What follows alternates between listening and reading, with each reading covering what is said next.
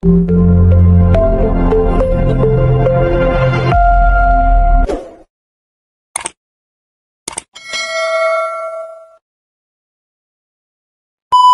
mare, welcome ulit sa aking vlog. Another day, another vlog.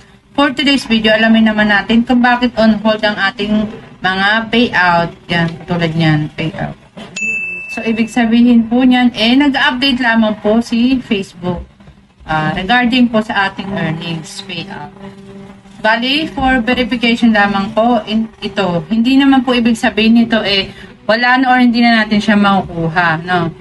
So, dito na rin po nagbabase si Facebook sa mga gumagawa ng mga irregularities activity tulad ng Reels Plays at sa mga nag-click to click dyan ng ads. So, tigilan nyo na po yan. Baka masayang lamang po ang inyong mga pagod. Okay? Kung henyo po kayo, mas henyo po ang platform system ni Facebook na AI. Ano ba ibig sabihin nito? Mas marami po ang mag-check niyan kung eligible ba ang inyong mga nakuwang ads revenue. Kung alam nyo naman po sa sarili nyo na wala po kayong ginagawang mga irregularities activity tulad nga po ng click to click. So, ayan. Okay? May mga ilang grupo din naman na gumagawa nito. So, paano nyo ba malalaman? Mapapansin natin na malit lamang ng kanilang mga followers. Mababa rin ang kanilang mga views sa Reels. Pero po yung mga earnings nila ay napakalaki po, no? Hindi siya nagtutugma. So, paano pa kaya yung mga ibang malalaking content creator? Malaki yung kanilang views at marami din silang followers. Pero, malit lamang kanilang mga earnings. So, doon nyo po mapapansin.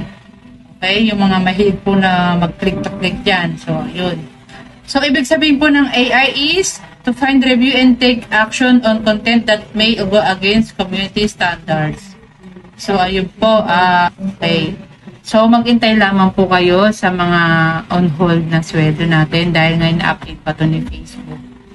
Huwag po kayo mag-alala is makukuha nyo rin po ito kung wala naman talaga kayong ginagawang anomalya sa inyong mga page or profile account. Okay? Kung nagustuhan nyo po ang video nito, paki-like naman, paki-share at paki-comment na rin. Thank you for watching. See you on my next vlog. Bye!